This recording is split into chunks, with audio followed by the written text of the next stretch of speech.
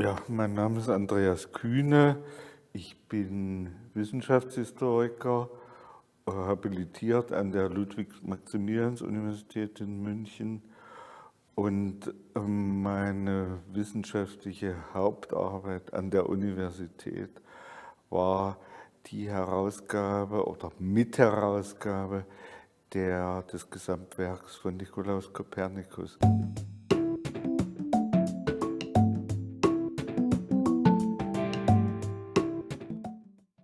Quellenlage. Ja, ist einerseits ganz gut für Gelehrte aus dem 15. und 16. Jahrhundert.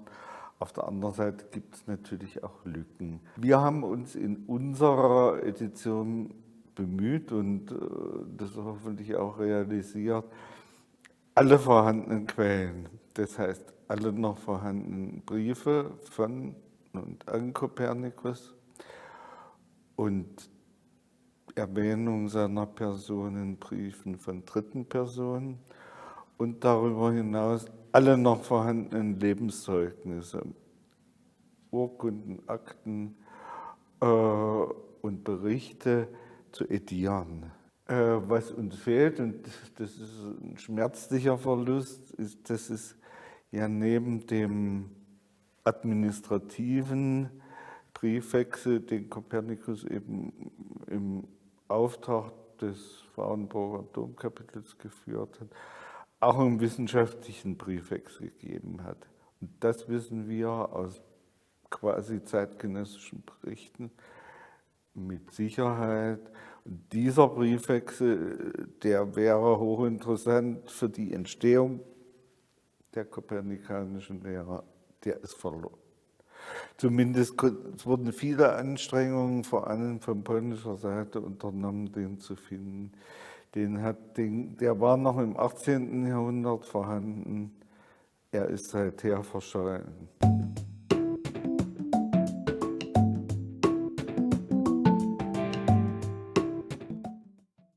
Also terminologisch ist es überhaupt nicht zutreffend, weil also den Begriff selbstverständlich gab es im 16. Jahrhundert nicht. Und es gab ihn auch Jahrhunderte später nicht. Also was immer wieder zitiert wird, das ist die Kritik der reinen Vernunft von Immanuel Kant. Und in deren zweiter Auflage erschien im Vorwort, ja, aber auch nicht das Wort wissenschaftliche Revolution kommt da nicht vor. Allenfalls kopernikanische Wende eingekleidet in einer Paraphrase. Und alle späteren Historiker, die stützen sich darauf. Von der Revolution kann man, also wie gesagt, es entspricht überhaupt nicht dem Sprachgebrauch des 16. Jahrhunderts, kann man auch deshalb nicht sprechen, weil Sie hatten mich gefragt, ob es ist umstritten. Umstritten ist vor allem deshalb, weil Kopernikus ja ein konservativer Revolutionär blieb, modern formuliert, weil er ursprünglich nicht vorhatte, also er wollte das ptolemäische Weltbild reformieren, aber hat auch ganz vieles übernommen und viele wahre Revolutionäre zeichnen sich ja dadurch aus, dass sie auch die richtigen Elemente aus der vorherigen also aus der früheren Wissenschaft übernehmen, sie transformieren, aber nicht das Bestreben haben, eine völlig neue Basis zu entwickeln. Das hatte Kopernikus auf keinen Fall vor, sondern ihm kam es darauf an, die vielen, ich sage es ganz einfach, Ungereimtheiten, die das ptolemäische Weltbild enthielt und die vielen anderen Gelehrten während des Mittelalters auch bewusst waren, zu korrigieren, im Sinne von, man nennt das salvare apparentia, die Erscheinungen zu retten, ja, aber eben nicht in dem Sinne, das alte Weltbild gänzlich umzustürzen.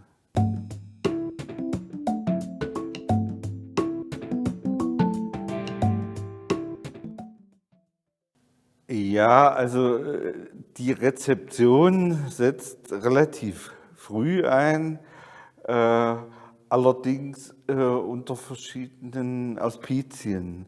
Die Rezeption bedeutet ist nicht gleichbedeutend mit einer kompletten Übernahme, ja, des neuen Weltmodells.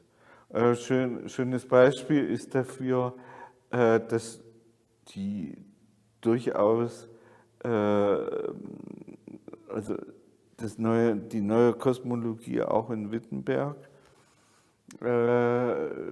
rezipiert wurde, obwohl Luther ganz und gar, aber das ist ein eigenes Kapitel, aber auch Philipp Melanchthon durchaus kein Anhänger der neuen Kosmologie war.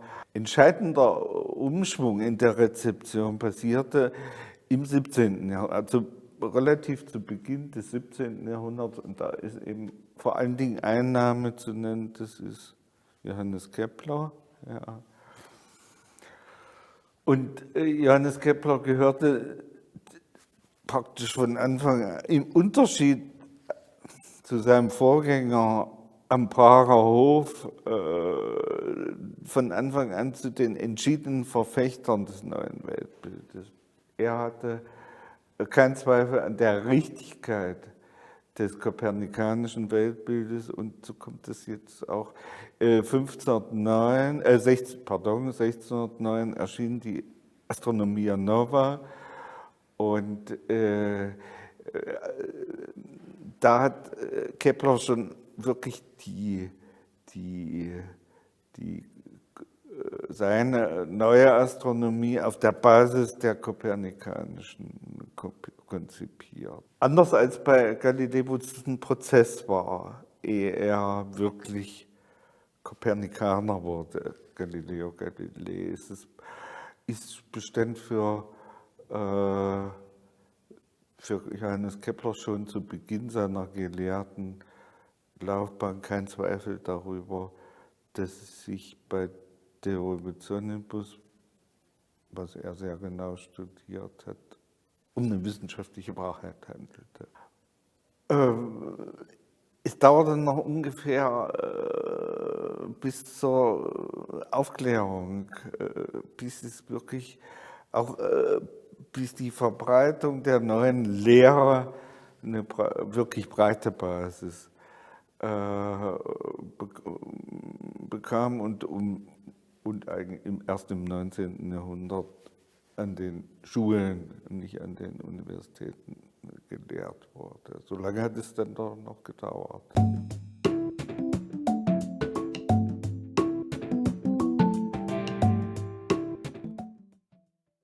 Ja, das ist richtig und unrichtig. Also das wird eben wiederholt, dann auch von den frühen Biografen immer wieder geschrieben, in remotissimo angulo terrae, im entferntesten Winkel der Welt. Na, es gab noch viel entferntere Winkel, auch in der damaligen Geografie.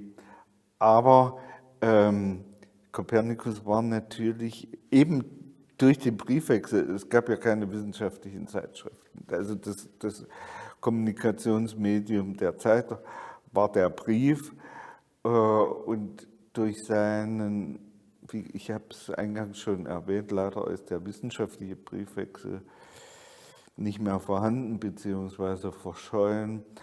Aber er war eben über diesen Briefwechsel mit einer ganzen Reihe von Gelehrten seiner Zeit verbunden. Und wir haben natürlich nach 1543, also dem Todesjahr von Kopernikus, in dem auch das Hauptwerk in Nürnberg gedruckt erschienen ist, Und dann setzt eine breit gefächerte Rezeptionsgeschichte ein. Also nicht unbedingt eine affirmative, aber die existiert, die lässt sich nachweisen und das spätestens, seitdem das Buch in der Welt war, spielt es nun überhaupt keine Rolle mehr, dass es in einem entfernten Winkel der Welt entstanden ist und geschrieben wurde.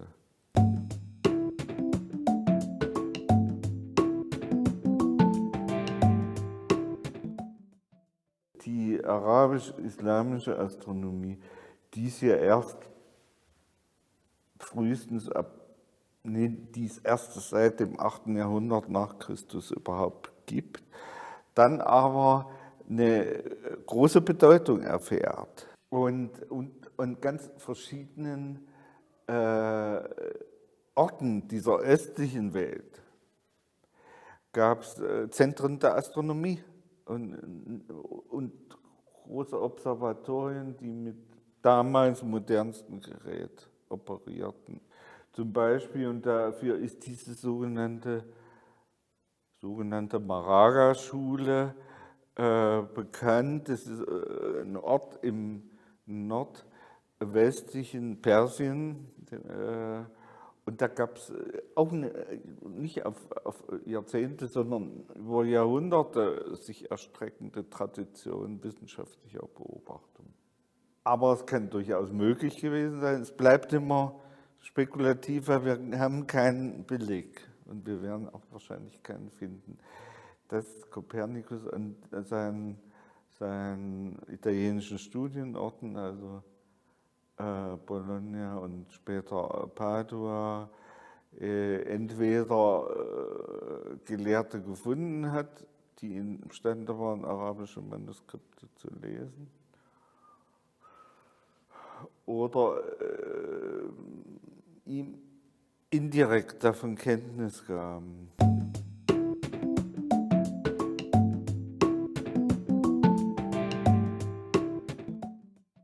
Da kommen wir vielleicht noch drauf zu sprechen, auf die Nationalität von Kopernikus, die es natürlich gar nicht gibt, weil es den Begriff einer Nationalität im Spätmittelalter und im 16. Jahrhundert nicht gibt. Es gibt, aber jetzt zurück zu Ihrer Frage, im 19. Jahrhundert ist das entstanden und zwar von polnischer Seite zuerst, wobei das natürlich eine gewisse historische Evidenz hat dahingehend, weil nach den polnischen Teilungen, nach der dritten polnischen Teilung, ist ja der polnische Staat verschwunden, aufgeteilt zwischen drei europäische Mächte. Und also in der polnischen Wissenschaft, in der Gelehrtenschaft, aber auch in einer breiteren polnischen Öffentlichkeit steht eine große nationale Welle in der ersten Hälfte des 19. Jahrhunderts. Und man besann sich auf die Heroen der Geschichte und als einer dieser Heroen wurde Nikolaus Kopernikus stilisiert. Diese krasse nationale Vereinnahmung, die passierte dann eigentlich, die passierte erst im 20. Jahrhundert. Ja. Und da muss man natürlich sagen, ja, in der Zeit des Nationalsozialismus. Wobei Historiker also ernsthafte Historiker und Wissenschaftshistoriker sich von so einer plumpen Polemik ferngehalten haben, in aller Regel.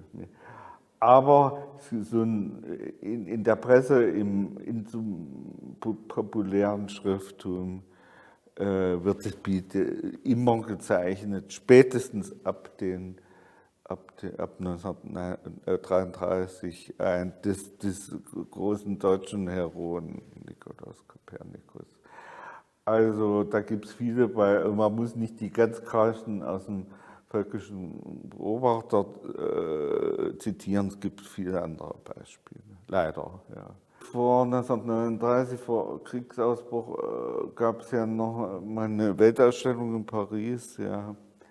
Und da wurde im polnischen Pavillon ja, Kopernikus herauskristallisiert als großer Vertreter der polnischen Kultur und der polnischen Geschichte und der polnischen Wissenschaft. Ja, da gab es dann von deutscher Seite aus sogar auf diplomatisch-politischer Ebene Einsprüche der Marschen. Man wollte das absolut nicht so stehen lassen. Na gut, das hat sich dann leider noch während des Krieges verschärft von deutscher Seite. Nach dem Krieg, ja, gibt es, Sie wissen ja, dass leider viele Traditionen aus dem Nationalsozialismus durchaus fortlebten in der Publizistik der späten 1940er und 1950er Jahre. Späterhin gibt es im deutschen Schrifttum solche Tendenzen nicht mehr. Also von ganz vereinzelten Ausnahmen, so im landsmannschaftlichen Schrifttum abgesehen.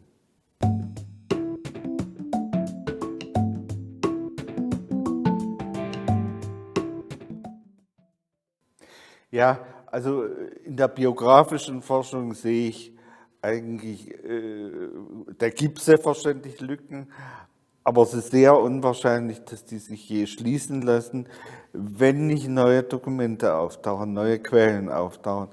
Und das ist eher unwahrscheinlich. Ein Desiderat wäre, nochmal genauer zu untersuchen, wie so Argumentationslinien, die sich durch De Revolutionibus hindurchziehen, auch auf scholastischen Wissenschaftsmodellen beruhen. Ja, da wurde bisher relativ wenig drüber gearbeitet. Aber im Allgemeinen muss man doch sagen, dass nachdem jetzt nach 150 Jahren Kopernikus-Forschung gibt es jetzt keine großen Lücken oder also es gibt jetzt nichts, wo man unbedingt hinarbeiten müsste und sagen, da läge jetzt wahrscheinlich noch ein großer Schatz neuer Erkenntnisse verborgen. Das ist nicht ausgeschlossen, aber doch eher unwahrscheinlich. Ja. Ein Desiderat wäre vielleicht noch weiter zu untersuchen, die Einflüsse aus arabisch-islamischer Wissenschaft. Aber auch da müsste man neue Dokumente entdecken, bevor man da weiterarbeiten kann.